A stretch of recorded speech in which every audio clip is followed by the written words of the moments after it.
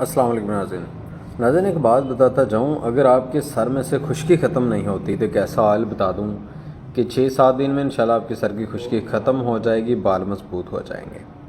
تو جن کے سر میں بہت زیادہ خشکی جمی ہوتی ہے وہ صرف اتنا کام کریں کہ گندک کا آملہ سار لے لیں 70 گرام، وہ آپ ڈالیں زیتون کے تیل 100 گرام کے اندر، اس کے اچھے طریقے سے آپ مکس کر لیں۔